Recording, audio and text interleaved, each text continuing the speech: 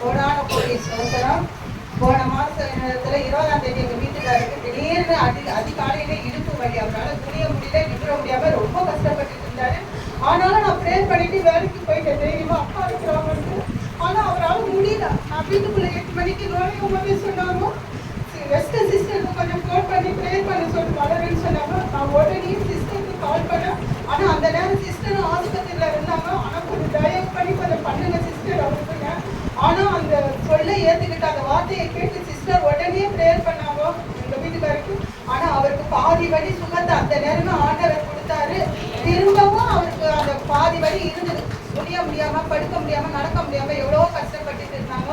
போன வாரம் அதே போல புதன்கிழமை சிஸ்டருக்கு மறுபடியும் நான் கால் பண்ணி சிஸ்டர் பாதி வழி தான் குறைஞ்சிருக்கு சிஸ்டர், இன்னும் அவங்க ப்ரேயர் பண்ணுங்க சிஸ்டர்னு. உடனே அவங்க ப்ரேயர் பண்ணாங்க. ஆனா ப்ரேயர் பண்ண அந்த மறு செகண்டே அவங்களுக்கு வழி போயிடுச்சு. அதனால போன வாரம் ஞாயிற்றுக்கிழமை எங்களால சர்ச்சுக்கு வர முடியல.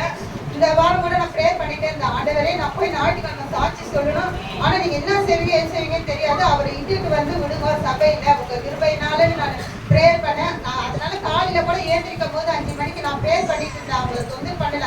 வராதவங்க ஆண்டவருடைய சித்தம்னு அவர் மேல நம்பிக்கையா நான் ப்ரேயர் பண்ணிட்டு இருந்தேன். ஆனா அவங்களே காலையில ஏந்திரிச்சு தானே எக்ஸசைஸ் பண்ணிட்டு ஏந்திரிச்சு வந்தாங்க. அதுக்காக கோடான கோடி சோத்திரம், நன்றி. ஆனா ஒவ்வொரு வாரமும் எங்களை தவறாம ஆண்டவர் அவரை இட்டுட்டு வந்து விட வேண்டும் என்று அவருடைய சித்தத்தின்படி என்னை வழி நடத்தணும்ட்டு நான் ரொம்ப வாஞ்சையா இருக்கிறேன். உங்களுக்கு கோடான கோடி